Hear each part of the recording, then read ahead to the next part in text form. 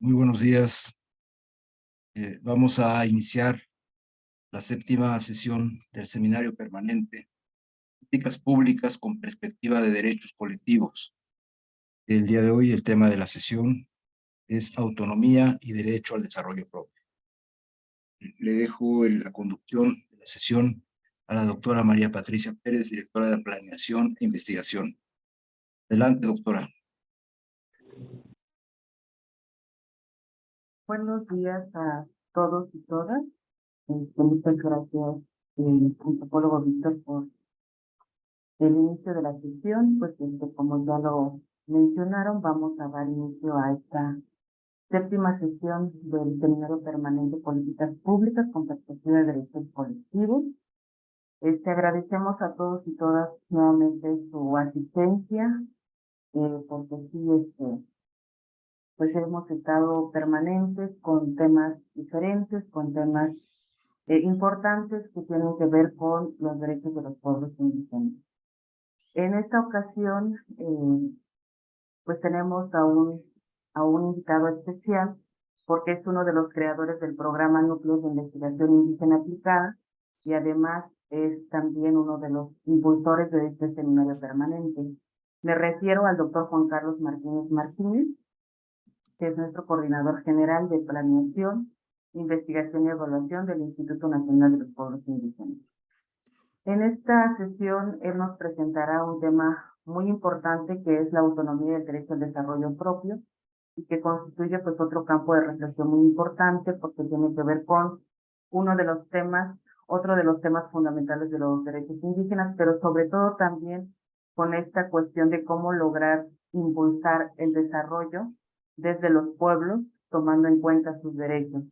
Entonces, pues nuevamente se viene a sumar esta otra temática, que será pues de mucho interés, y les pedimos que pues, nos centremos en escuchar la propuesta, y al final de la sesión pues vamos a tener como siempre un espacio de preguntas, comentarios, para seguir fortaleciendo la reflexión. Y antes de darle la palabra al doctor Juan Carlos, voy a permitirme leer una breve semblanza de su trayectoria. El doctor Juan Carlos Martínez es doctor y maestro en Antropología Social por el Centro de Investigaciones y Estudios Superiores de Antropología Social, y licenciado en Derecho por la UNAM.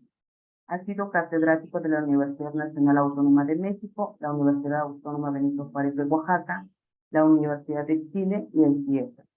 Ha sido profesor invitado en la Universidad de California en San Diego, el Instituto Internacional de Sociología Jurídica en Oñar, España, la Universidad de Newcastle, Inglaterra, la Universidad Andina Simón Bolívar en Bolivia y el Instituto de Altos Estudios Nacionales de Ecuador.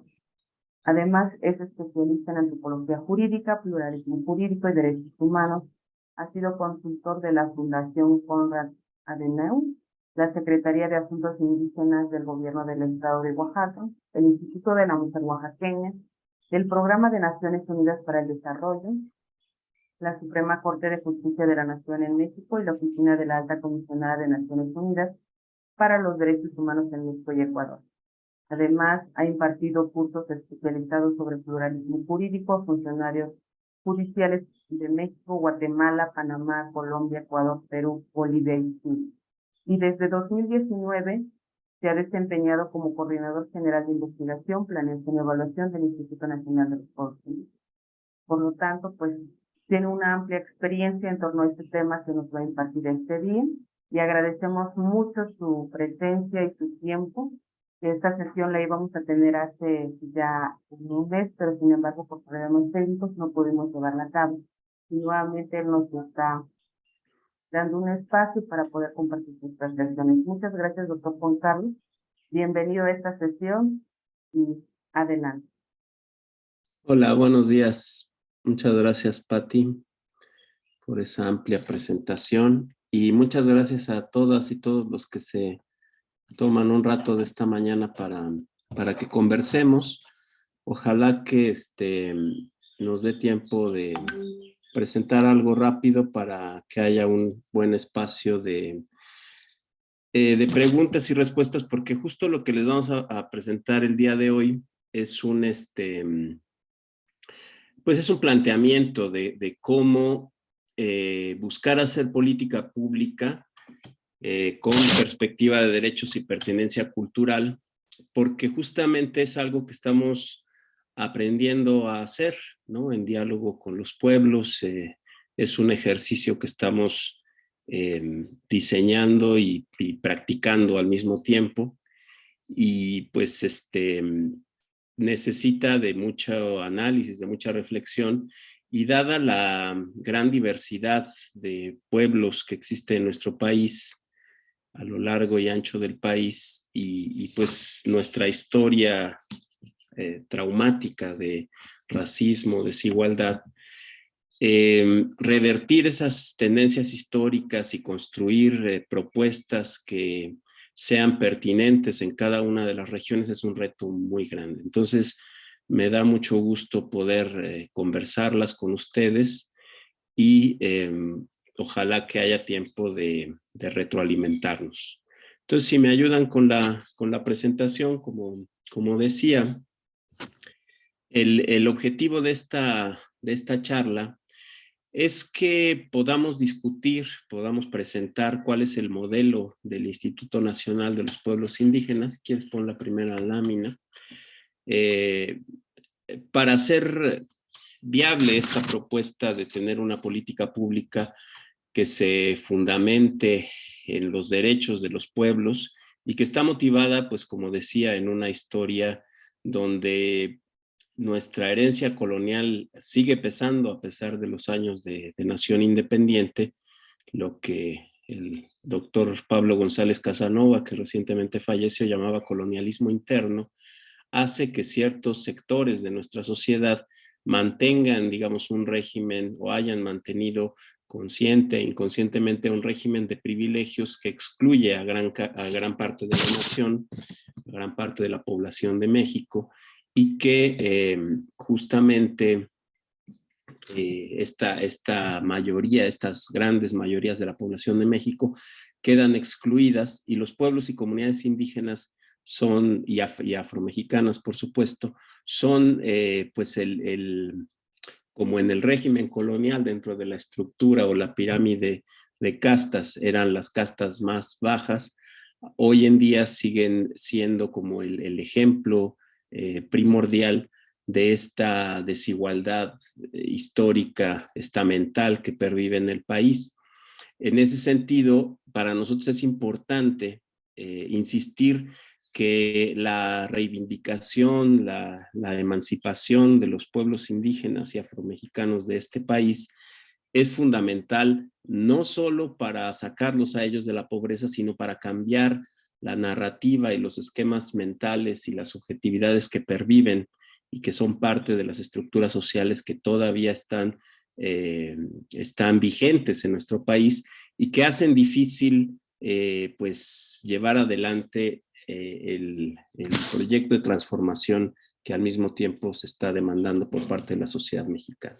Entonces, este sería un poco el objetivo: poner a consideración de ustedes cuál es la propuesta del instituto para tener una nueva política pública que se deshaga de estas cargas coloniales que perviven en nuestro país. Si quieres, pásame la segunda lámina. Para esta sesión, lo que vamos a hacer, ¿no? El contenido de nuestra sesión va a ser que primero vamos a hablar del derecho a la libre determinación de los pueblos y comunidades indígenas, que es, digamos, el derecho madre del reconocimiento de los pueblos indígenas. Vamos a hablar del derecho al desarrollo, que es pues un derecho fundamental que ha tenido una evolución de la que vamos a hablar, y cómo estos pueden coexistir. Porque dada, como decía yo, la herencia colonial de nuestro país, la idea de desarrollo, tal como se originó, y ahorita lo vamos a ver con más detenimiento, básicamente hacía referencia a la acumulación de dinero. Desarrollo se entendía como sinónimo de tener más dinero, más bienes materiales.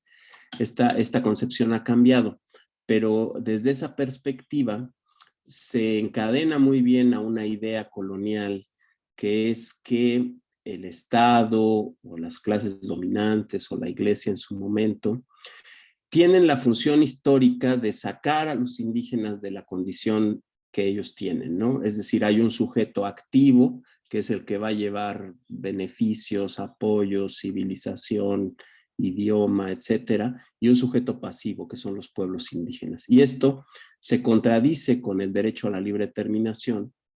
Hay una idea contradictoria, es decir, por un lado parece que el Estado tiene la obligación de llevar beneficios, de sacar a la gente de la pobreza, llevar todo este paquete de cosas que van implícitas en la modernidad, que es, que escuchan bajito, ¿eh? Ahí me escuchan mejor.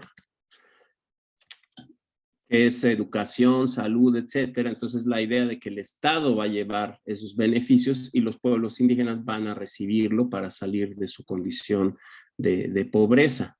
Entonces hay esta idea todavía de que el Estado es el sujeto activo y los pueblos son el sujeto pasivo. Eso es contradictorio con la idea de derecho a la libre determinación, como lo vamos a ver.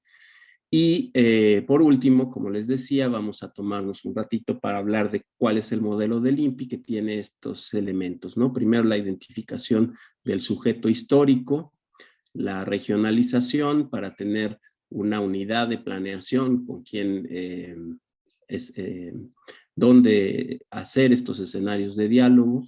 Después, la metodología de los diagnósticos participativos en un diálogo circular, intercultural y simétrico, y los acuerdos y acciones que después se concretan a través o bien de transferencias directas de recursos en algunos casos, o bien del seguimiento al anexo 10, que es esta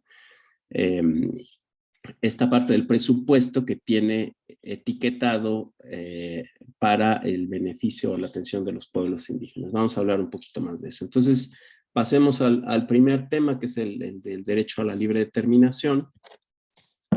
Este derecho está reconocido en el artículo 2 de la Constitución Política de los Estados Unidos Mexicanos.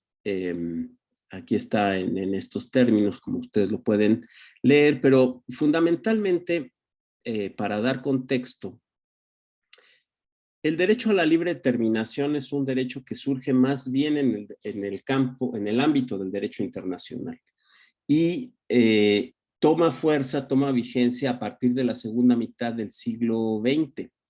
Después de las guerras mundiales viene un proceso importante de descolonización de los países que todavía estaban bajo el régimen de una metrópoli colonial, particularmente los países de África, del sureste asiático. Estos países estaban sujetos al control político de sus metrópolis, ¿no? Inglaterra, Francia particularmente, pero bueno, había más países que tenían colonias a lo largo y ancho del mundo.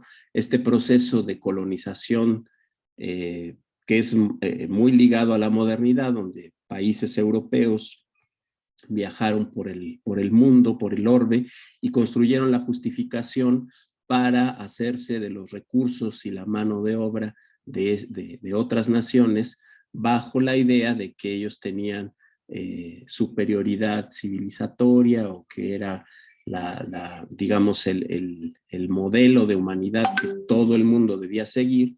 Eso les daba la justificación para colonizar otros países. Y esto, hay que decirlo, inicia con el proceso de colonización de América por parte de España. Pues esto es más antiguo, ¿no? Todavía tiene un lenguaje escolástico, no es propiamente el discurso de la modernidad, pero hay una idea de que, y esto fue algo que se debatió en el origen de la colonia, en las universidades de España se debatía con qué derecho el imperio español y portugués podían someter a los pueblos de lo que hoy es América, de lo que hoy se conoce como América. Y la justificación fundamental, porque estaban causando muchos destrozos, muertes, saqueo, etcétera, fue que los pueblos originarios de lo que ahora son nuestros países, pues no conocían la religión verdadera, no conocían la civilización verdadera.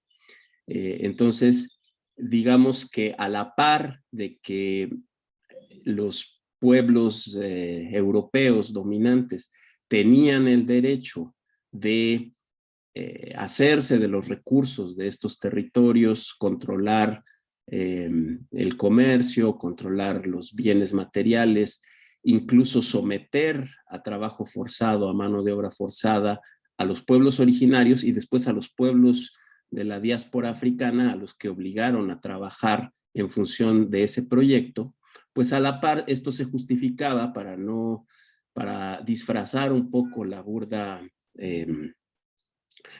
intención de saqueo y de exacción, se justificaba en esta idea de superioridad, es decir, los pueblos europeos, a la par de que tenían ese derecho de apropiarse, también tenían la obligación de llevar la civilización, de evangelizar, de enseñarles a hablar otras lenguas, de enseñarles buenos hábitos, buenas costumbres, etcétera. Y ese patrón originario se reproduce una vez que sucede el proceso de independencia, pero ahora son las élites de nuestros países criollas que van a heredar esta función de ser los civilizadores. Y en el orbe, así también justificaban la idea, las potencias europeas de la época y los Estados Unidos, tener colonias en el mundo porque ellos tenían pues la vanguardia civilizatoria, ¿no? Tenían que construir estados, tenían que enseñar democracia, derechos humanos, todo esto era, digamos, la justificación que les permitía mantener colonias. A partir de la segunda mitad del siglo XX, vienen los procesos de emancipación, las independencias de los países africanos, del sudeste asiático, algunos en América también, y eso implicó que en las Naciones Unidas surgiera el consenso de que todos los países tenían libre determinación. Ahora, este acuerdo se entiende más bien a nivel de las naciones, es decir, no es un acuerdo que reconozca en ese momento a los pueblos o a las minorías dentro de los estados nacionales, ¿no? Cada pueblo que tiene libre determinación lo que tiene es el derecho a construir su propio estado nacional, pero a los pueblos que son parte de un estado, de una nación, no se les reconoce este derecho en ese momento de la segunda mitad del siglo XX. Hacia el final del siglo XX, viene también un fuerte repunte de los movimientos indígenas, particularmente en las Américas, en el área andina, en Centroamérica, poco más tarde en México, donde los propios pueblos indígenas cuestionan el hecho de haber estado sometidos a este colonialismo interno y entonces se toma prestado este concepto que es el derecho de libre determinación para darle a los pueblos indígenas ciertas atribuciones y especificidades dentro de los estados nacionales. Es decir, el derecho que se reconoce a los pueblos indígenas no se expresa como soberanía, mientras que los pueblos que forman estados nacionales, el pueblo de México o el pueblo de Colombia o el pueblo, tienen el derecho de soberanamente darse un estado. El derecho de libre determinación a los pueblos indígenas en la mayoría de los casos se va a expresar como autonomía, es decir, se ejerce dentro de los estados nacionales, pero adquieren ciertas prerrogativas. Entonces, si quieren, pasamos a la otra lámina. En el caso mexicano, de acuerdo a la Constitución, a la reforma del año 2000 o 2001, no me acuerdo, dice que esta Constitución reconoce y garantiza el derecho de los pueblos y las comunidades indígenas a la libre determinación. Ahora ya también en este artículo segundo hay un apartado C que reconoce a los pueblos afromexicanos y también les da esta misma prerrogativa. de tener libre determinación y en consecuencia autonomía, y hay varias, pero yo quería destacar estas dos. Hay varias prerrogativas que se desprenden del derecho a la autonomía, pero una es decidir sus formas internas de convivencia y organización social, económica, política y cultural, y aplicar sus propios sistemas normativos en la regulación y solución de sus conflictos internos, sujetándose a los principios generales de la Constitución, etcétera. O sea, lo que se reconoce en la Constitución Política de los Estados Unidos Mexicanos es que los pueblos indígenas, sin dejar de ser parte del Estado mexicano, tienen derecho a decidir sus formas internas de convivencia y organización social, económica, política y cultural. Es decir, pueden crear sus propias unidades políticas, administrativas, o más bien la Constitución está reconociendo algo que ya existía, pero que no estaba reconocido jurídicamente o legalmente, y también les reconoce el derecho a aplicar sus propios sistemas normativos. Y lo vamos a ver en el método de desempaque, esto entraña que también pueden crear normas, evidentemente, pueden crear sus normas y tienen derecho a aplicar su sistema normativo, tienen derecho a crear sus propias normas. Es decir, ellos pueden definir las conductas que dentro de sus pueblos son obligadas, son permitidas o son prohibidas, y pueden ser diferentes a las que obliga, permite o prohíbe el Estado nacional. Y pueden tener también sus propias autoridades, sus propias instituciones. Entonces, el derecho a la libre determinación da para entender que los pueblos indígenas pueden crear su propio nivel de gobierno, con sus propias normas, con sus propias autoridades y con sus propios procesos. Esto ha sido algo que ha costado mucho entender dentro del propio gobierno y de las instituciones, ¿no? Si quieres, pasamos a la siguiente lámina. Mientras la Constitución Política de los Estados Unidos Mexicanos reconoce el derecho de libre determinación, pero le da poco contenido, la Declaración de Naciones Unidas sobre los Derechos de los Pueblos Indígenas tiene más desarrollada la definición de qué es el derecho a la libre determinación, que lo define como la capacidad de determinar libremente su condición política y perseguir libremente también su desarrollo económico, social y cultural. Eso lo dice el artículo 3, y el artículo 32 señala que los pueblos indígenas tienen derecho a determinar y elaborar las prioridades y estrategias para el desarrollo o la utilización de sus tierras o territorios y otros recursos.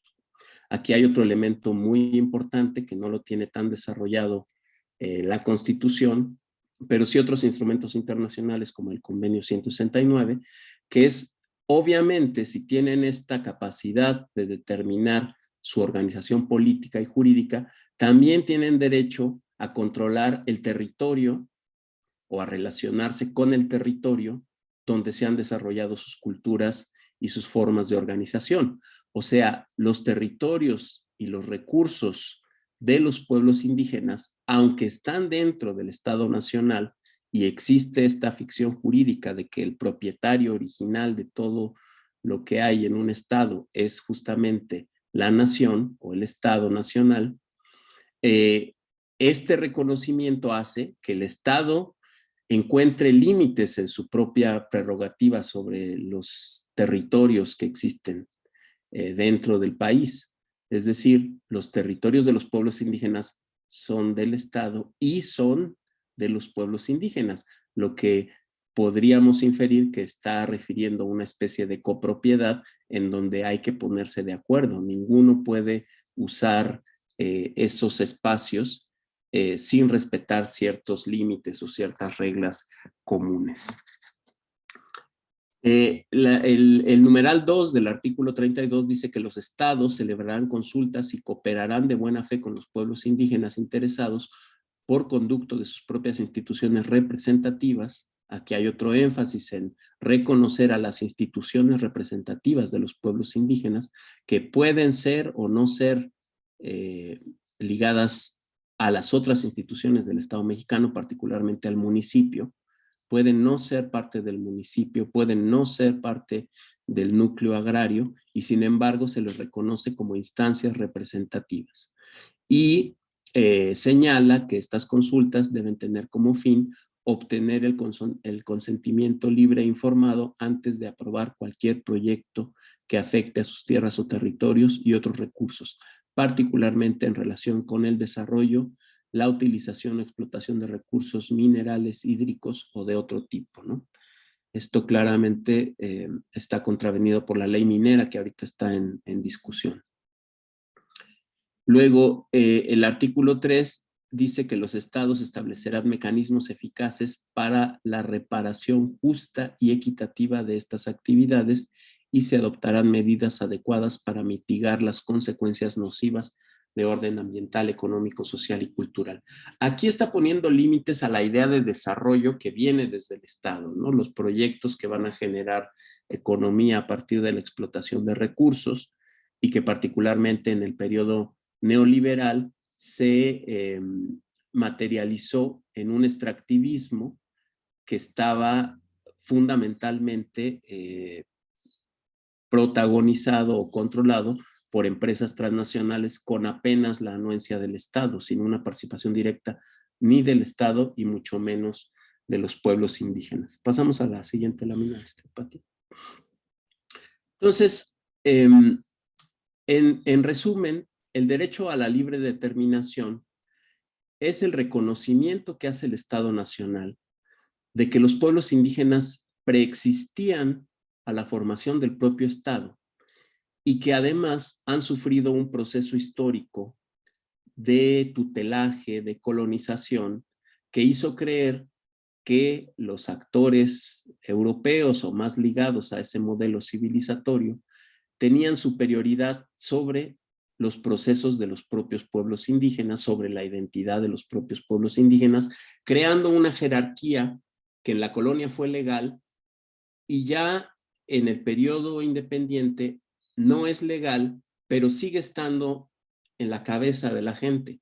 Sigue estando la creencia de que hay gente superior y hay gente inferior dentro del país, hay gente que está hecha para decidir y mandar, y hay gente que está hecha para obedecer y seguir los mandatos de un liderazgo externo. Entonces, el derecho a la libre determinación implica este reconocimiento e implica que contrafácticamente a lo que ha sido nuestro proceso histórico, el Estado reconoce que los pueblos colectivamente pueden tomar las decisiones que antes el Estado les enajenó, les usurpó, les quitó. Es decir, ellos pueden decidir sobre sus territorios, sobre sus formas de organización social y sobre su proyecto colectivo de vida, lo que implica, como decía, pueden decidir tres cosas internamente, pueden decidir qué conductas son permitidas a sus individuos, qué conductas son prohibidas a sus individuos y qué conductas son obligatorias para ellos, además de tener una relación simétrica con el Estado de igual a igual. Eso sería en cuanto al derecho a la libre determinación. Y ahora pasando al derecho al desarrollo, como les decía, durante buena parte del siglo XIX y XX, la idea de desarrollo se asoció fundamentalmente junto con el proceso de industrialización de los países centrales o de los países que después se llamaron desarrollados o primer mundo o lo que sea. Todas estas cuestiones hoy en día están todas estas definiciones hoy en día están muy cuestionadas, pero bueno, es esta idea de que hay países más desarrollados que otros y estos países fincaron su desarrollo en el proceso de industrialización, o sea, su capacidad de transformar las materias primas en productos de consumo masivo que podían generar mucha riqueza y que han generado mucha riqueza en general, pues al mundo en general, pero particularmente a las grandes corporaciones y empresas, particularmente las que han y hasta la fecha logran pues generar modas o resolver necesidades de manera eficiente y logran que sus productos se consuman a lo largo y ancho de todo el orbe, ¿no? desarrollo básicamente se asociaba con eso, ¿no? Por eso incluso se hablaba de países desarrollados y países subdesarrollados. Desarrollo era sinónimo de capacidad de generar riqueza material, de generar dinero. Obviamente esta concepción pues ha tenido muchos cuestionamientos, muchos detractores, porque pues deja fuera muchos otros satisfactores elementales de la vida humana que tienen que ver más con la cultura, con el espíritu, con la convivencia. Y entonces es hacia la década de los 80, ya muy recientemente, que surge ya oficialmente otra idea u otra concepción de desarrollo a través de la Declaración de Naciones Unidas sobre el Derecho al Desarrollo, que de la que México es parte y que justamente pone otro énfasis.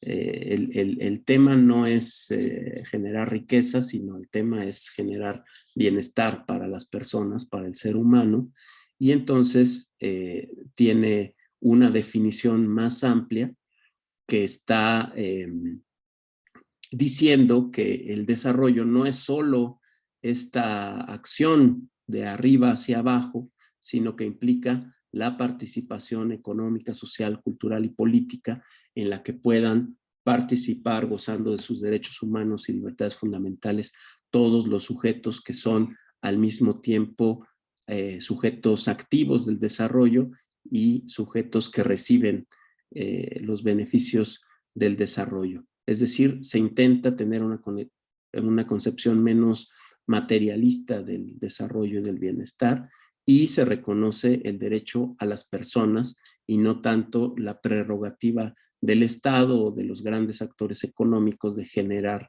desarrollo en el mundo, ¿no? Pasamos a la otra lámina, por favor.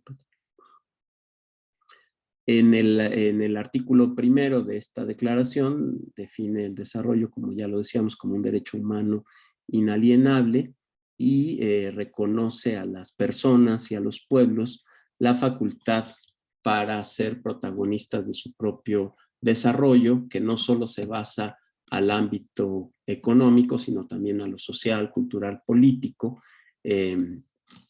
y bueno, que justamente no solo van a estar recibiendo el desarrollo, sino participando en su generación y disfrutando de él. Y también se plantea que esta idea de desarrollo no puede justificar otra vez empresas coloniales.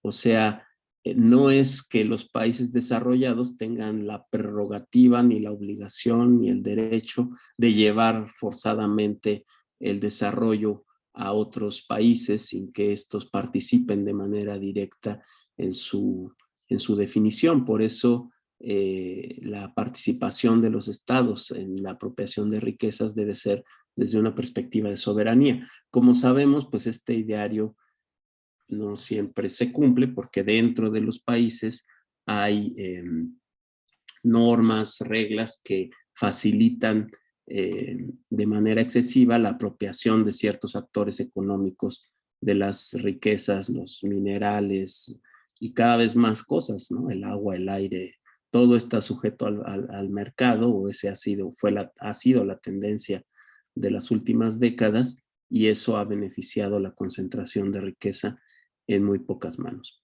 Si quieren pasamos a lo siguiente. Pues en el artículo segundo desarrolla en sus 3 numerales esto que ya venimos diciendo, ¿no? Pone a la persona como el sujeto central del desarrollo, ¿no? No son las empresas, ni los países, ni es propiamente las personas. Y luego habla del derecho de participar en el proceso de desarrollo de manera individual y colectiva de todas las personas. También establece que no es solo un derecho, sino una responsabilidad participar en este proceso para ir realizando plenamente a las personas desde su dignidad y desde su propia concepción de lo que es vivir bien. Y los estados también se les reconoce el derecho y el deber de formular políticas de desarrollo nacional adecuadas con el fin de mejorar constantemente el bienestar de la población entera y de todos los individuos sobre la base de su participación activa, libre y significativa en el desarrollo y en la equitativa distribución de los beneficios que resulten del desarrollo. Evidentemente estas normas programáticas son de difícil realización y en periodos donde la filosofía era esta idea del chorreo, o sea que del goteo, que las personas se van a desarrollar en la medida que existan élites que generan mucho dinero y eso va a salpicar gotitas a los que están abajo de la pirámide social. Esta idea, pues francamente lo que generó es una terrible desigualdad a nivel mundial y el aumento de la pobreza. Es decir, al final esta política, con una filosofía engañosa, acabó siendo un factor para obstaculizar la realización de este derecho al desarrollo. Pasamos a la siguiente lámina, por favor. Es importante señalar cómo el convenio 169 de la Organización Internacional del Trabajo sobre Pueblos Indígenas y Tribales, que es un reconocimiento todavía tibio. El convenio 169 data de finales de los años 70, no, de los finales de los años 80, me parece. México fue ratificado en el 91.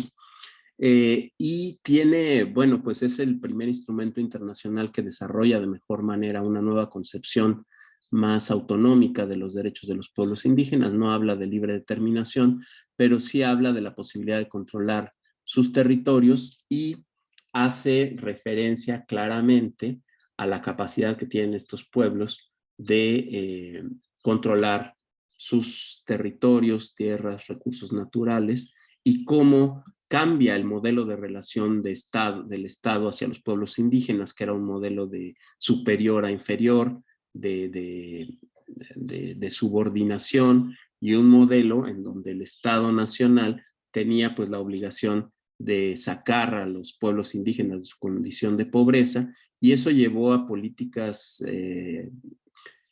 etnocidas, ¿no? O sea, políticas que lo que buscaban es que para que los pueblos indígenas se desarrollen, tienen que dejar de hablar su lengua y hablar el idioma castellano, por ejemplo, ¿no? O tienen que dejar sus tierras y convertirse en asalariados. O sea, una serie de creencias que basaban justamente la idea de que la pobreza de los pueblos indígenas era su propia identidad, su propia condición de subdesarrollo intrínseco. Entonces, para que dejaran de ser pobres también tenían que dejar de ser indígenas. Esta idea generó políticas asimilacionistas, aculturadoras, ¿no?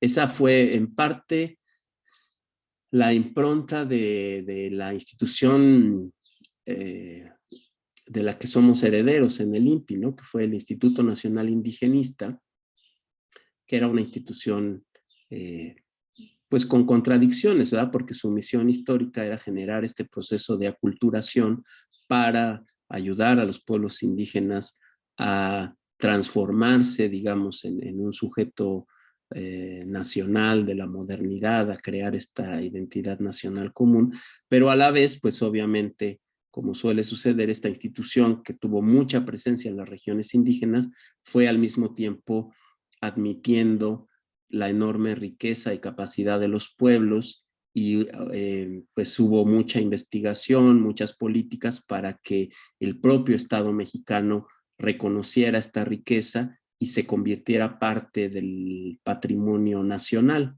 Después el INI se convirtió en el 2003 en la Comisión Nacional para el Desarrollo de los Pueblos Indígenas y ahí se acentuó esta idea de que lo que tenía que hacer el Estado era invertir recursos económicos en las regiones indígenas para que se generara más dinero propio, pero se dejó un poco de lado toda la parte cultural y de derechos, ¿no?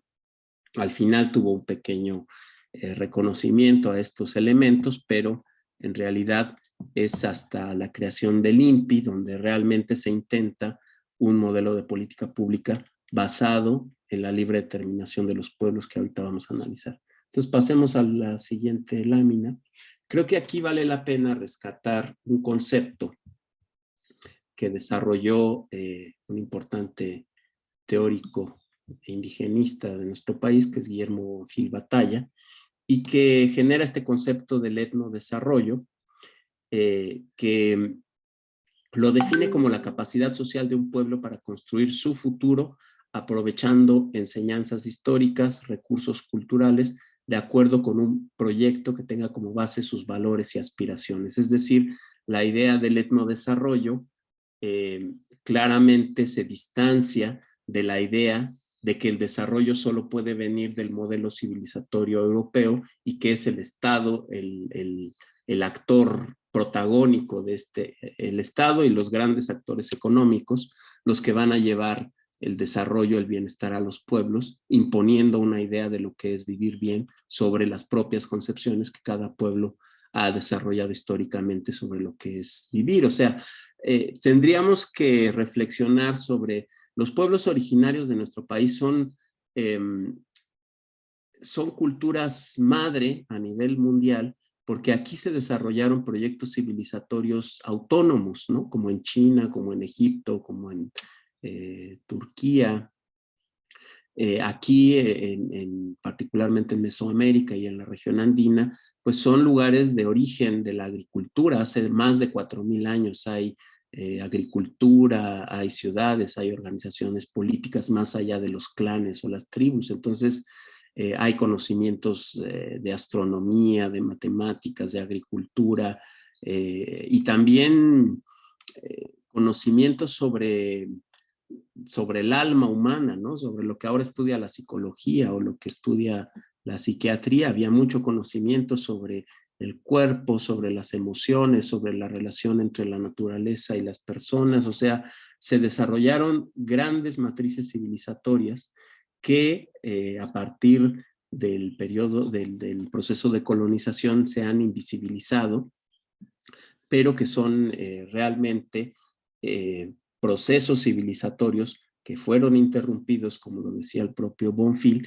y que solamente se pueden recuperar a partir de un retraimiento del Estado o de la idea de que la civilización dominante es la que tiene que amoldar la vida de los pueblos originarios, ¿no? Pasamos a la siguiente lámina. Entonces, lo que dice Guillermo Bonfil es que la idea de desarrollo o etnodesarrollo, que toma distancia, como insisto, de la noción de que el desarrollo va a venir a partir de las prácticas, los productos y los hábitos de las culturas europeas, tiene que reconocer el ámbito político, jurídico y social de los propios pueblos originarios y fija unos parámetros para reconocer cuándo un proyecto puede ser reconocido como etnodesarrollo y dice que estos procesos tienen que incrementar la capacidad de decisión del propio grupo social a través de la recuperación de recursos propios como aquellos que les fueron enajenados, ¿no? Como sus tierras, sus territorios, sus lenguas, su espiritualidad, su medicina tradicional, etc.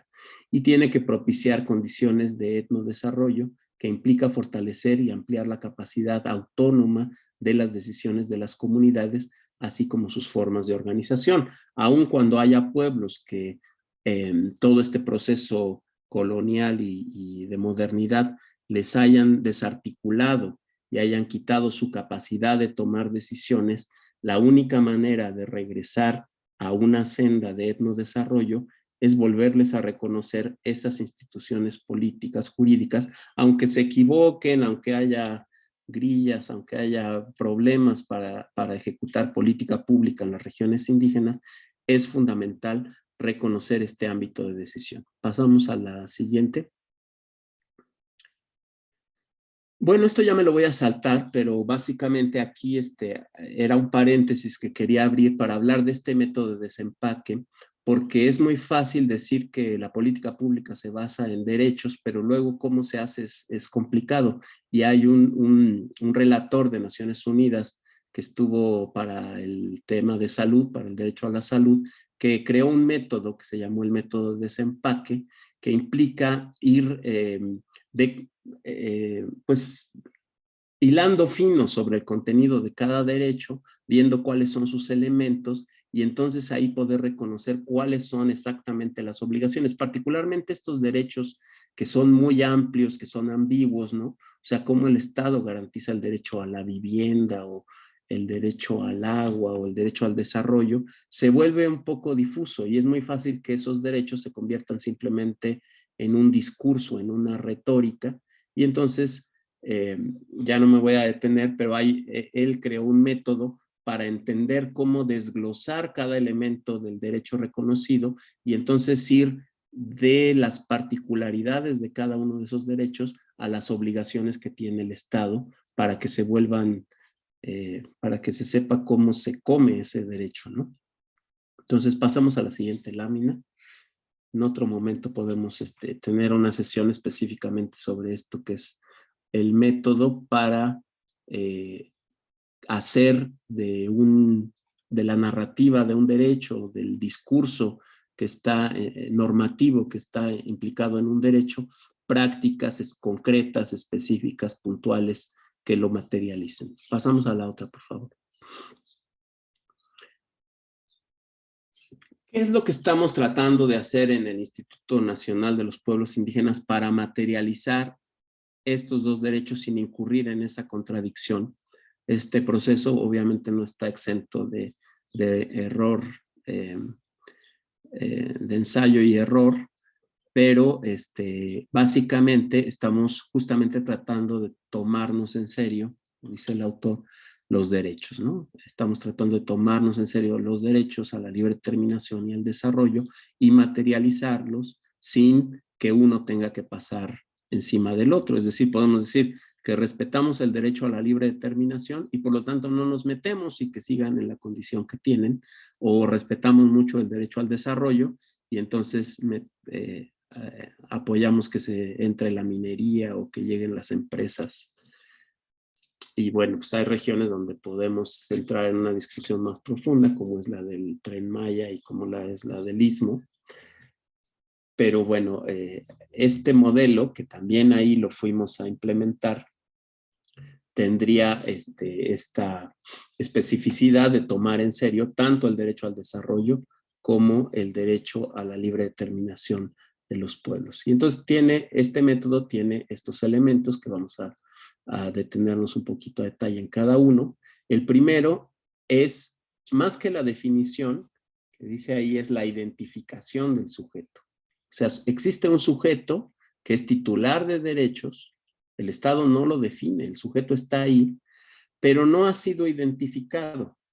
Como nuestra constitución política ha referido que somos una federación que está compuesta por estados, por entidades federativas, y que la unidad política básica es el municipio, que está en el artículo 115 de la Constitución, y luego el derecho agrario reconoció a los núcleos agrarios, a los ejidos y a las comunidades agrarias, también hay pequeña propiedad, pero los definió como una forma de tenencia de la tierra. Tiene estas figuras el Estado, y a veces la comunidad indígena se puede asemejar a alguna de estas, ¿no? Se puede asemejar a un municipio o a una unidad submunicipal, ¿no? Agencias, tenencias, delegaciones, tienen diferentes nombres, comisarías a lo largo y ancho del país, o a veces pueden ser un núcleo agrario, pero no necesariamente son sinónimos. Entonces, el Estado mexicano reconoce derechos a las comunidades indígenas, pero no las ha identificado. No sabe cuántas son, cuáles son, dónde están. No lo sabe con precisión. Tenemos inferencias, así hemos actuado en el INPI a partir de inferencias, pero no hemos tenido esta identificación basada en derechos, que es el derecho a la autoadscripción, que es parte del derecho a la libre determinación. Es decir, no es el Estado el que dice quién es indígena y quién no es, o quién es afrodescendiente y quién no es, sino es el propio sujeto que se autoidentifica o autoadscribe. Entonces, el Estado tiene que ver quiénes están autoadscribiendo, reuniendo algunas condiciones que vamos a ver.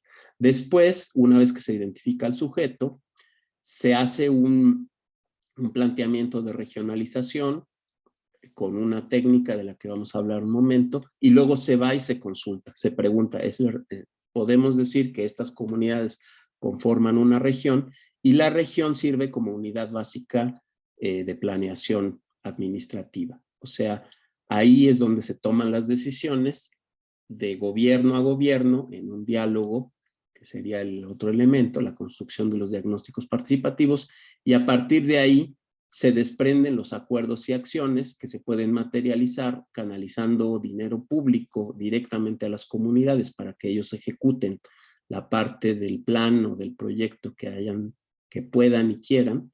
Y la otra tiene que ver con las acciones que el Estado etiqueta específicamente a los pueblos indígenas. Y por último, el modelo tiene la idea, también todavía en proceso de construir las contralorías comunitarias en diálogo con la Secretaría de la Función Pública, que son estas entidades propiamente del gobierno indígena que le van a dar seguimiento al dinero, a las acciones, a su pertinencia, a su eficiencia, y van a dar elementos para su evaluación, que es un elemento indispensable de la política pública. Entonces, vamos a pasar brevemente a describir cada uno de estos elementos del modelo. Entonces, la primera cosa que hemos tenido que hacer es tener una definición más clara de las comunidades indígenas. Es decir, pasamos de este instrumento bastante útil que teníamos para definir a las localidades y municipios indígenas con base en la identificación de las familias indígenas o de los hablantes de lenguas indígenas en cada región, y definíamos como indígenas aquellos que tenían X porcentaje, ¿no? Más del 40% en muchos casos, a veces menos. Pero esto se basa en una pregunta del censo, que es si hablas una lengua indígena, y entonces, pues los que contestan que sí, se les reconoce claramente como indígenas. Estábamos hablando de alrededor de 7 millones de hablantes de lenguas indígenas en nuestro país, de las 68 lenguas que se hablan en México. Y pues a ellos se les reconocía como indígenas claramente, y después a través de un mecanismo se amplió este número a cerca de 12 millones, considerando que todas las personas descendientes de un hablante de lengua indígena dentro de un hogar indígena se les va a reconocer como indígenas. O sea, se infiere que aunque no hablen la lengua, son indígenas porque su antepasado habla una lengua indígena. Y ahí el número crecía a cerca de 12 millones. Sin embargo, las personas que se autoadscriben como indígenas son casi 25 millones. O sea, más de la mitad de las personas que se reconocen como indígenas no son hablantes de lengua indígena ni descendientes que viven en el mismo hogar de un hablante de lengua indígena. Parece complejo, pero esta es la fórmula que nosotros usábamos para identificar a una población indígena. Ahora, nosotros decimos independiente porque la Constitución no está hablando de que hablen o no hablen una lengua indígena. Está diciendo que son aquellas que forman una unidad social, económica, cultural, que están asentadas en un territorio y que reconocen autoridades propias de acuerdo con sus usos y costumbres. Aquí sumaríamos lo que dice en otra parte de la Constitución, que se autoadscriben como tales. Entonces, nosotros estamos preguntando en cada lugar quiénes son estas unidades sociales, económicas y culturales que se reconocen como indígenas. Y digamos, la culminación de este esfuerzo que se ha hecho a nivel regional, caso por caso, es el Catálogo Nacional de Pueblos y Comunidades Indígenas. Entonces pasamos a la siguiente lámina. Una vez que tenemos identificada la unidad política, económica, social y cultural, se busca enmarcarlas en una región, porque si el Estado se relaciona con cada una de ellas, que calculamos van a ser entre 10 y 15 mil comunidades, es mucha su debilidad y es mucha la dificultad que va a tener el Estado para acordar de una por una con 15,000 unidades. Entonces, lo que hacemos es buscar, por un lado, que se simplifique la tarea administrativa del Estado, pero por otro es fortalecer al sujeto, reconstituir al sujeto.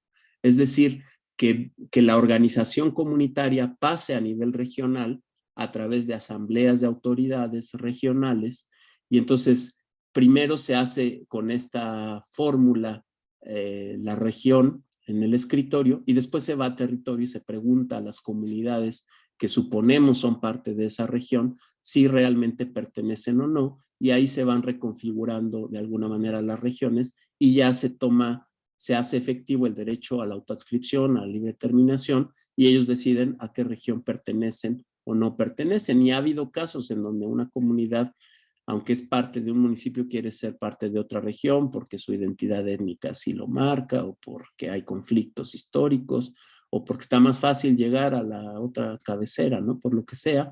Entonces nosotros damos por válida esa solicitud y reconfiguramos las regiones. Entonces pasamos al otro, que es un mapa donde están definidas, creo que ahorita tenemos definidas 152 regiones o algo así.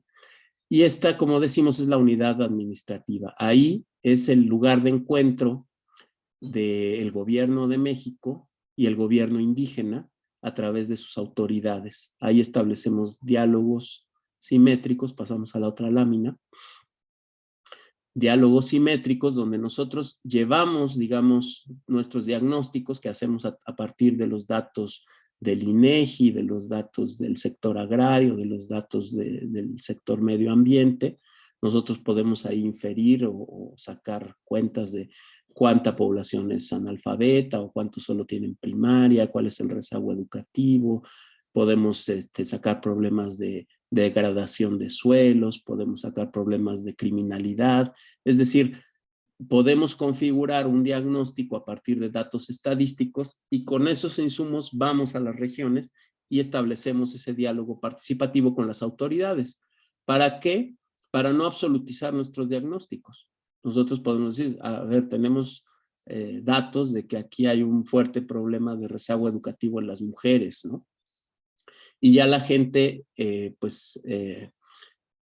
a través del diálogo va a definir si ese es un problema significativo, si no, cómo lo entienden. Y aquí hay que señalar que sí tenemos una política de acción afirmativa para que participen mujeres. O sea, convocamos a las autoridades, pero también ponemos una condición de que ahí vayan mujeres autoridades, o aunque no sean autoridades, que tengan representación en estas asambleas, porque es importante que no se pierda su perspectiva, su punto de vista y su problemática, que tiene evidentemente una especificidad propia. Entonces ahí se establece el diálogo intercultural, porque la gente dice cómo valoran esos problemas, cómo los atenderían, si son significativos o no, esa problemática que nosotros estamos percibiendo, y sobre todo nos lleva a entender mejor las causas. En el diálogo es donde realmente podemos comprender qué está atrás de cada uno de los problemas, porque en un diagnóstico bueno, en un árbol de problemas, es importante no solo ver el problema, sino identificar sus causas. Y desde el escritorio es muy difícil. Si uno no va al diálogo en el territorio, es muy difícil identificar la problemática. Con base en esos diálogos surgen ya los diagnósticos y las propuestas de acción. ¿Cómo se van a atender esos problemas? Estos son típicamente más o menos, dependiendo del pueblo, hacen diferente énfasis en los temas, pero estos son los temas que tocan los diagnósticos, ¿no? Territorios, tierra, recursos o bienes de la naturaleza, cultura e identidad, organización social y gobierno tradicional, salud y medicina tradicional, educación indígena e intercultural, economía indígena e infraestructura para el bienestar común. Y los temas que buscamos que sean transversales, obviamente, es el tema de género, el tema de las mujeres, el tema de la juventud, el tema de la migración, la bioculturalidad y los temas de vulnerabilidad. Entonces, estos son fundamentalmente los temas de los que hablamos en las asambleas regionales, y sobre esto sacamos como causas de los problemas y las acciones para atenderlas. Una vez que salen las acciones, pasamos a la siguiente lámina, lo que identificamos es cuáles pueden atender ellos a través de su propia organización y sus instituciones. Un programa emblemático en ese sentido es el de la construcción de caminos artesanales, donde se les transfiere el recurso de manera directa y ellos lo van construyendo con algún acompañamiento técnico de la Secretaría de Comunicaciones, de Infraestructura, Comunicaciones y Transportes, y ellos van ejecutando, ellos organizan las cuadrillas, etcétera. Y hay pueblos donde su organización a veces no da para construir algunas obras, pero estamos cada vez promoviendo más pues el apoyo horizontal. Las comunidades que han sido muy buenas, muy eficientes en la construcción de sus caminos, por ejemplo, van, ¿no? De Oaxaca, van a Nayarit o van a Jalisco para dar alguna asesoría técnica de cómo hacerle para organizar estas cuadrillas y estas formas de construcción, ¿no? Entonces, esta es una parte de la atención. Las acciones que ellos pueden atender de manera directa, se les transfiere el recurso y ellos las ejecutan. Y la otra tiene que ver con el seguimiento al anexo 10. El anexo 10 es un capítulo del presupuesto de egresos de la Federación que viene etiquetado, o sea, los programas tienen un presupuesto, los programas de cada dependencia tienen un presupuesto, pero parte de ese presupuesto se les etiqueta en el anexo 10, que se llama Erogaciones para el Desarrollo Integral de los Pueblos y Comunidades Indígenas. Eso hace que las dependencias queden obligadas a gastar ese dinero en comunidades indígenas. Actualmente el anexo 10 está en más de, no me acuerdo, pero son 300,000 millones. Ha crecido, no el presupuesto del INPI, pero sí el presupuesto del anexo 10, y eso obliga a las dependencias a gastar en las regiones indígenas, pero también decimos no gastar de cualquier manera. Tiene ese gasto que estar alineado a la planeación que salió de las reuniones con los propios pueblos, ¿no? Entonces, nosotros, por un lado, el INPI pide reportes a cada dependencia de cómo está gastando ese dinero, en qué lo desagregamos por región, y tratamos de hacer una evaluación de qué eficiencia está teniendo y si se está gastando con perspectiva de derechos y pertenencia cultural. Y también en el modelo, al menos, buscamos que tenga una revisión de abajo hacia arriba. O sea, aleatoriamente preguntamos en las regiones indígenas cómo se está gastando, cómo está llegando ese programa y recibimos retroalimentación que a su vez se convierte en recomendaciones para los programas del gobierno de México.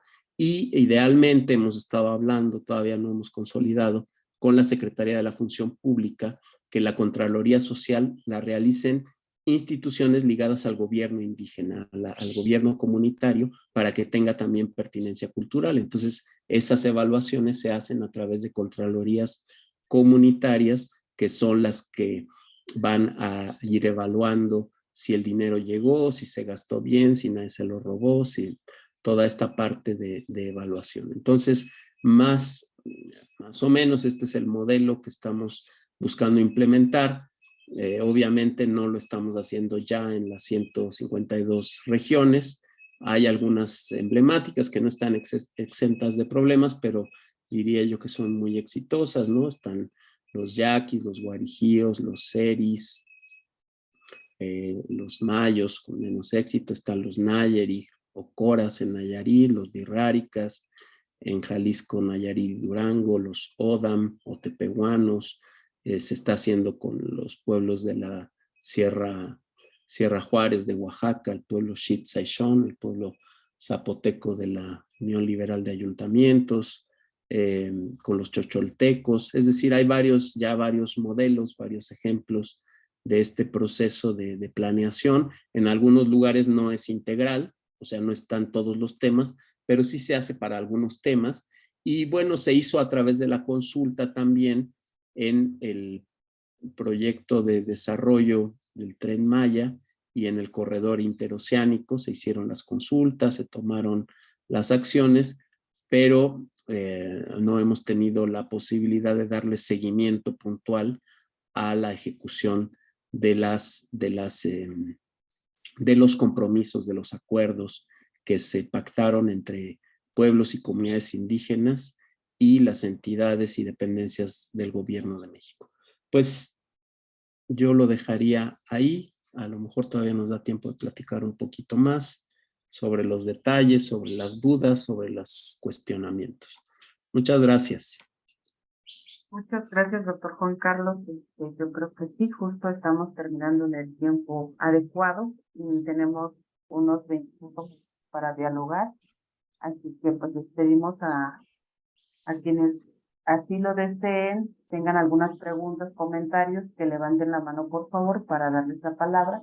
Solamente pedirles que seamos lo más breve y conciso posible para poder pues tener este diálogo. Y yo quisiera nada más, mientras que los compañeros se levantan la mano, comentar como esta importancia de tener como claro las implicaciones tanto del concepto de la libre determinación como el desarrollo. Y a pesar como de este panorama que nos brindó doctor sobre la visión inicial que tienen estos dos conceptos, como a lo largo del tiempo por la misma presión o movilización de los pueblos indígenas ha llevado a transformarse, a repensarse, ¿no? Y a pesar de que tenemos como claro la necesidad de actuar de acuerdo a como estos nuevos postulados que tienen los pueblos, como hoy en día pues sigue siendo un tema complejo para aterrizarlo en la vida cotidiana de los pueblos, y la complejización también de estos dos conceptos con el tema de políticas públicas, o sea, como si ya de por sí hay dos dificultades de cómo engarzar tanto el concepto de libre determinación como de desarrollo, viene a verse también la complejización con ya la práctica en políticas públicas. Entonces, a lo mejor al final, como si pudiera mostrar en concreto dónde pudiera verse esta dificultad en las políticas públicas, tomando en cuenta estos dos conceptos que me abordan. Le dejaría la palabra a la compañera Rocío Casariego para plantear sus preguntas. Adelante. Buenos días o tardes, ¿cómo están, Pati? Buenas tardes, maestra. Juan Carlos, más o menos los que hemos estado en las sesiones de planes de justicia, hemos visto cómo se desarrollan las asambleas, y también acá dentro de las instituciones vemos enorme preocupación de las instituciones por informar. Pues se sienten como vigilados en relación con los presupuestos que se destinan a los objetivos de los planes de justicia en concreto. Pero a mí me sigue quedando la duda y la insatisfacción, porque tal vez se requeriría un método de desempaque, o como se le quiera llamar, al rediseño de las políticas públicas para que se ajusten a las solicitudes, a las preocupaciones, a lo que manifiestan en esas asambleas, en esos diálogos, porque pues no sé, tengo la sensación de que nada de lo que hacemos se ajusta. O sea, pues nosotros tenemos el programa Semilleros, y pues se los vamos a mandar a donde están haciendo todos los planes de justicia, pero ese programa no necesariamente, fue diseñado de acuerdo a diagnósticos, desde mi punto de vista, efectivos en diálogo, el propio diseño de la política pública. ¿Qué sigue? ¿Cómo va a ser eso? Porque sí me parece que ciertamente va a impactar en el ejercicio de un presupuesto más cerca, o sea, que se gaste el dinero en las comunidades indígenas, pero no se está gastando, creo yo, en mi experiencia aquí en Cultura, desde la lógica de lo que los pueblos quieren. Sí. Eso. Gracias, gracias, Rocío. ¿Cómo le hacen? ¿Ya contestó? Sí, adelante, doctor, porque no vemos otra mano levantada. Sí, o sea, lo que señala Rocío es un problema fundamental, porque pues, buena parte de la política pública se diseña por super expertos, pero no en diálogo con la gente. Entonces, lo que hicimos al principio del gobierno fue establecer un mecanismo de transversalidad con la Unidad de Evaluación del Desempeño de la Secretaría de Hacienda, que es la que va, digamos, califica la pertinencia de los programas presupuestales, los que tienen subsidios, y pues nos reunimos varias veces con ellos y con el INMujeres para darle perspectiva de género. Nos reunimos también el Instituto de la Juventud, y no me acuerdo si alguien más. Pero entonces tuvimos esta discusión y a lo que llegamos fue que podíamos hacer observaciones, las instancias rectoras, ¿no? El INMujeres, el INPI, el INJUVE, a los programas de gobierno para que hicieran adecuaciones. Y nosotros lo hemos hecho en más de 52 programas. Un ejemplo es el de Sembrando Vida. Sembrando Vida tenía como regla que cada pequeño productor tenía que tener 2 hectáreas, me parece, o 5, ya no me acuerdo. Y eso implicaba que en el norte del país, por ejemplo, los yaquis o los mayos, como es una tierra muy árida, nadie siembra menos de 20 hectáreas, ¿no? No es pertinente. Pero en la sierra, en la montaña de Guerrero o en la sierra norte de Oaxaca, nadie tiene 2 hectáreas. Todos son productores que tienen media hectárea. Entonces, esa regla era impertinente de un lado y de otro hacia agua. Entonces, logramos que se hiciera alguna acomodo para que pudieran caber también, o sea, que en las regiones indígenas el programa se adecuara a las necesidades y circunstancias. Son acciones pequeñas, pero de alguna manera nos están ayudando a visibilizar la impertinencia de muchos programas de gobierno que después cuesta mucho adecuarlos. Entonces, lo que han hecho ahorita muchos es que como nosotros sí tuvimos la precaución de que nuestra ley reconozca a los pueblos y comunidades indígenas como sujetos de derecho público, nosotros podemos hacer transferencias directas a los gobiernos indígenas. Somos la única dependencia del gobierno federal. Entonces, lo que hacen, acaban haciendo, por ejemplo, la Secretaría de Comunicaciones e Infraestructura necesita dar participación por las casetas que tiene allá en Sonora, ¿no? Entonces, lo hacen a través de nosotros. O Conagua necesita destinar un recurso para que se ejecute directamente por parte de las comunidades, nos lo canalizan a nosotros y ya se los pasamos. O las recuperaciones de territorio. Hay muchas acciones de gobierno que son exigidas por los pueblos y que, como dices, no caben en ningún programa.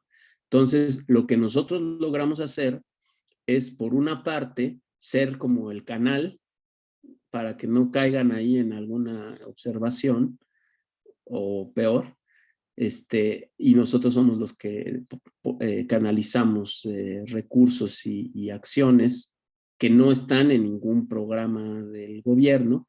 Y por otro lado, pues hemos hecho esta pequeña, discreta, pero insistente, incansable acción de revisar cada programa en Jóvenes Construyendo el Futuro, particularmente estos que son emblemáticos del gobierno y que canalizan más dinero. Hemos tratado de hacer las observaciones. En el de adultos mayores, desde el principio logramos que la edad mínima de pueblos indígenas fuera los 65. Ahora eso se universalizó, pero justamente referíamos que la esperanza de vida en las comunidades indígenas es menor que en el resto del país, entonces había que darles el apoyo desde antes. Y así hemos estado como picando piedra, pero efectivamente ahí hay un reto importante. Al menos la problemática que señalas ya está colocada en los espacios donde se hace el diseño y la evaluación de los programas. El Coneval también ha participado en esas mesas de transversalización de la pertinencia cultural y perspectiva de derechos en la política pública. tenemos un manual, unos lineamientos para elaborar programas con pertinencia cultural en la página del INPI. Yo creo que nos ha faltado darles más difusión, pero ahí también hay como un instructivo para ver qué significa al diseñar y ejecutar un programa, la pertinencia cultural y la perspectiva de derechos. Eso podría comentar, sin ser listo. Bueno, le doy la palabra a Melchor García. Adelante, por favor. Gracias. Ya dio un poco de respuesta a mi pregunta el maestro. Sin embargo, quiero argumentarlo porque precisamente qué nos falta o qué haría falta precisamente para que los pueblos originarios puedan ejercer realmente su derecho a la autonomía y la libre determinación. Lo comento porque me toca como radio participar en las reuniones que se llevan a cabo para la integración del Plan de Desarrollo Regional de la Nación Chichiolteca. Hace ya 5 años, desde 2019, que hicieron en ese caso, una declaración para que sean vistos como pueblo originario y hace 3 años, 4 años ya, integraron a su Consejo Institucional de Autoridades Municipales y Agrarias, agrupa a 19 autoridades municipales y agrarias, pero, por ejemplo, hace poco más de un año iniciaron la gestión con el Instituto Federal de Telecomunicaciones para solicitar una concesión de radio. Y en ese sentido, entiendo que el IFETEL es una instancia autónoma, pero no reconoce esta autonomía precisamente o este órgano de gobierno comunitario como se llaman a sí mismos ellos, y a fuerza los quiere obligar a que se integren como una asociación civil para que pueda caminar su proyecto. Por un lado, y por el otro me da mucha pena cómo es que hace cuestión de 3 meses, más o menos, 4 meses, platiqué con el maestro que es el representante legal que nombraron en asamblea precisamente para que continúe este camino de la gestión. Y en este caso, nuestra institución INPI nos pide que colaboremos como asesor técnico, que les brindemos apoyo técnico en lo más que podamos. Y en efecto lo hemos hecho. Y lo comento porque con el grupo que he estado trabajando, pues hay especialistas, hay sociólogos, hay antropólogos, hay biólogos, hay ingenieros agrónomos, hay escritores, hay prácticamente abogados, lógicamente. Hay muchos profesionistas de esta región y entre todos elaboramos precisamente el proyecto que acompaña la gestión, y resulta que lo último que le dijeron al maestro que representa a la comunidad para la gestión es que no era creíble que tuvieran un documento tan bien redactado porque no tiene el lenguaje de una comunidad indígena. O sea, pareciera que los pueblos indígenas son tontos o somos tontos, me incluyo yo porque soy mixteco. Entonces, eso sí me llama mucho la atención y entonces quisiera saber qué se puede hacer en ese sentido, entonces, como institución, para que los pueblos puedan ejercer en la práctica su derecho a la autonomía y a la libre determinación. Gracias. Gracias. Pues sí, pero Antes de contestar, doctor, me gustaría que las manos levantadas participen y ya para cerrar con una última reflexión. déjame, Adelante, Lidia. me voy a olvidar. Buenos días. En esto, doctor, del desempaque, de ir deshilando y los derechos y convertirlos en obligaciones, a mí me parece muy importante y me gustaría ver si puede usted deshilar un poquito este asunto de la autoadscripción como parte de los requisitos para el catálogo, para el registro. Y se lo pido porque sí resulta luego medio complicado explicarle a los compañeros de la institución su importancia y bueno, también traducirlo en términos de qué tan cotidiano es pedir una autoadscripción en un papel. No sé si compliqué mucho la petición, pero bueno, gracias. Gracias, Lidia.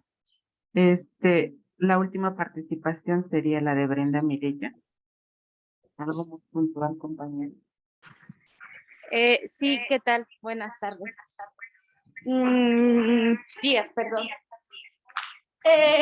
Mi pregunta sería, ¿qué pasa en en un caso extremo, bueno, no extremo, ¿verdad? Pero en estos casos en donde los municipios no entregan los recursos de los ramos X completos a las agencias, ¿qué sucede en estos casos? ¿Cómo le hacen las agencias para que los recursos les llegue de manera directa o de manera completa?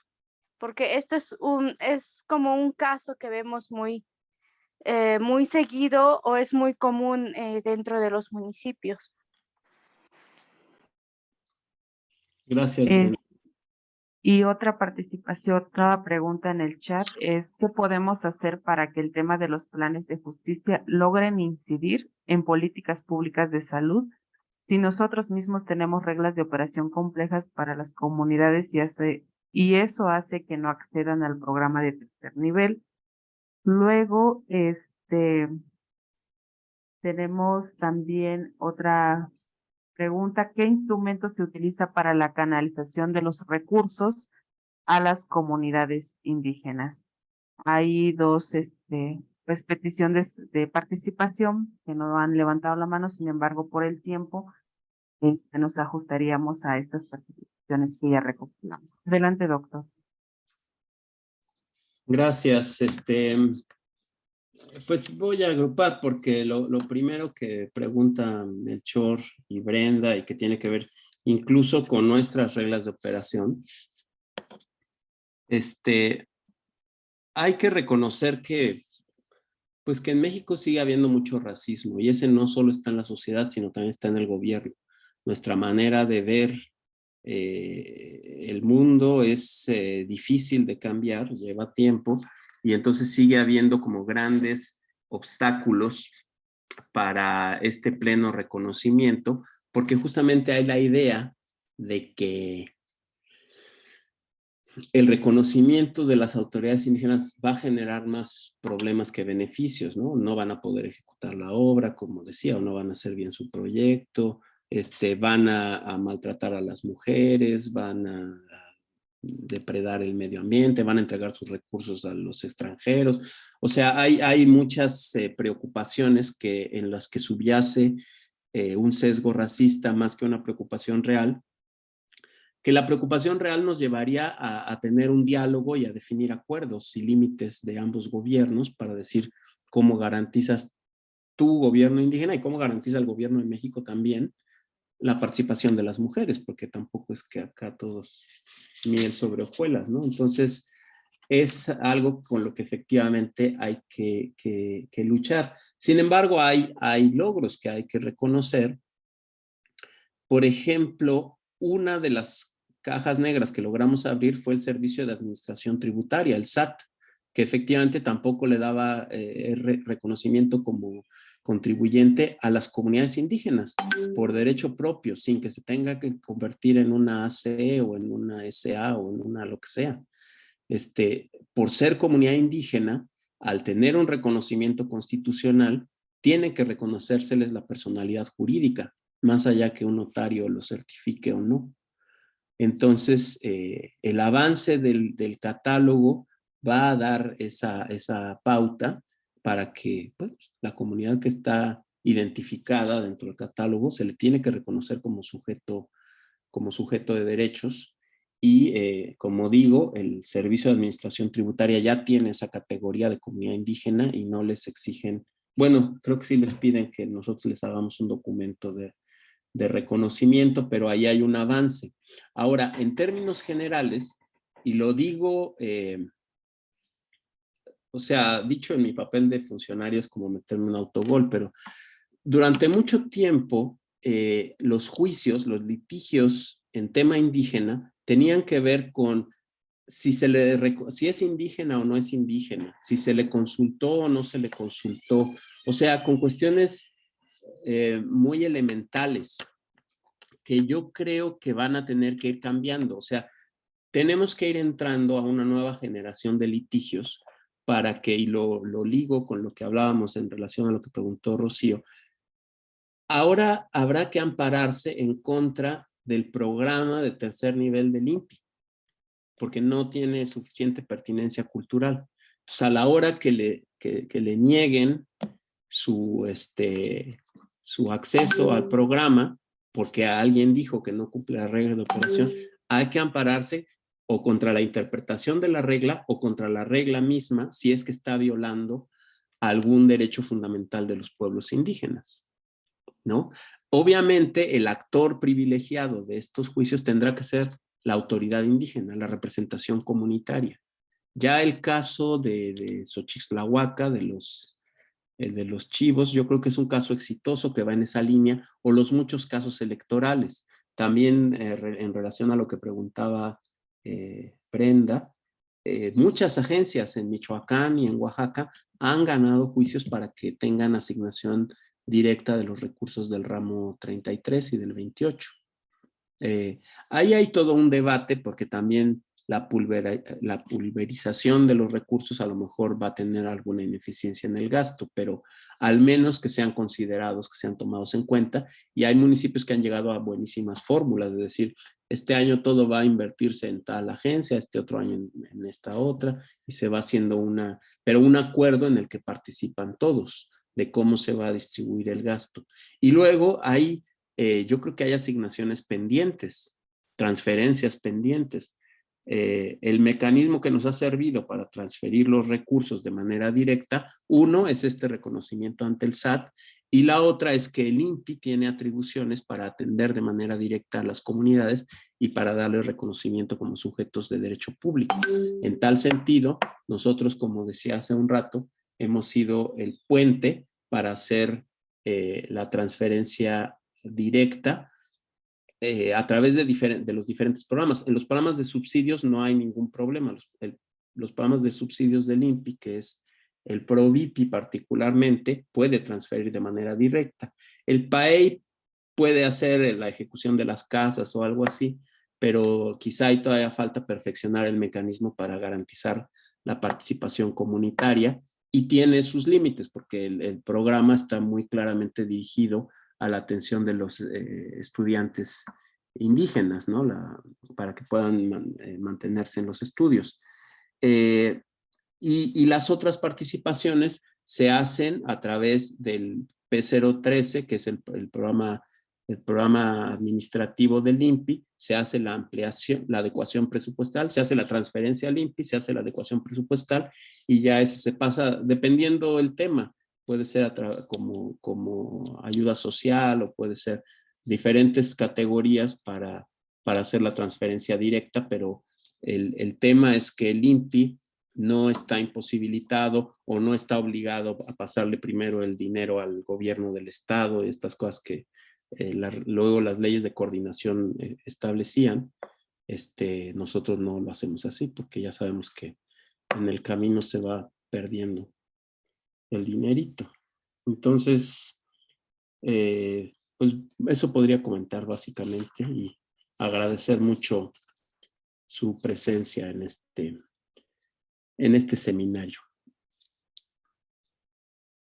Muchas gracias, doctor Juan Carlos. Yo creo que hay más participaciones, pero por el tiempo vamos a cerrar hasta aquí. Y agradecemos pues también a todos los participantes que nos están sintonizando desde distintos estados, desde distintos centros coordinadores, a las radiodifusoras que también están presentes.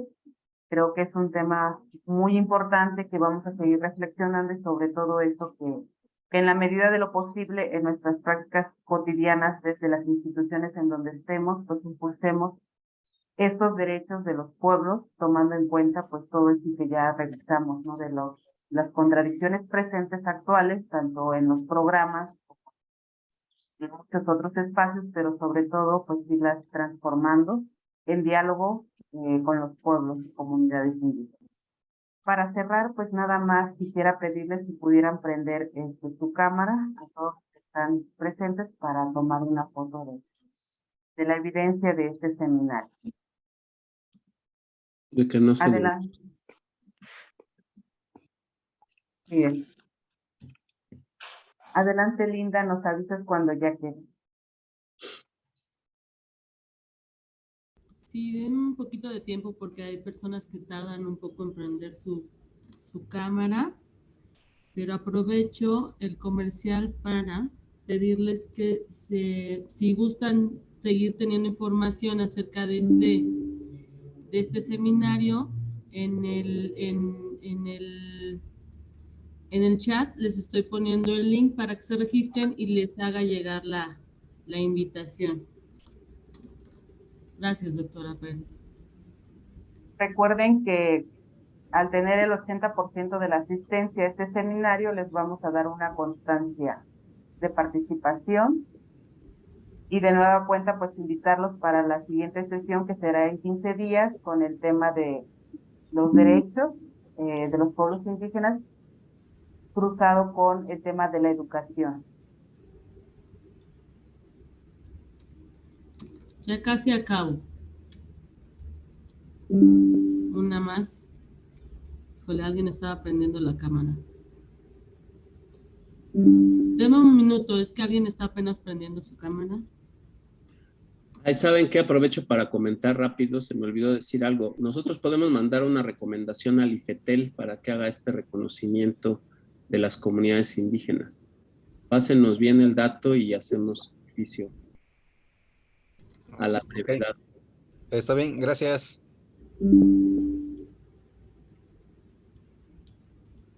Una más, digan mezcal.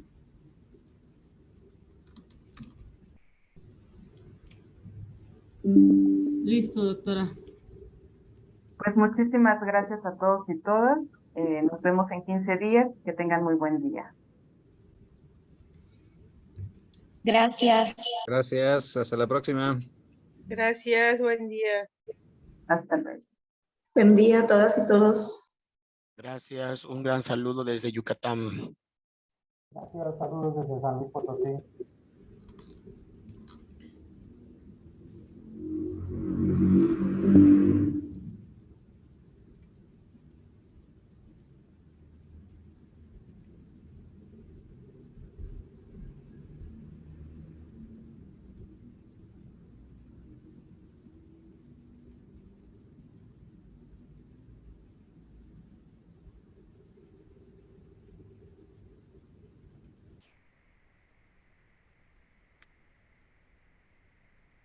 Gracias.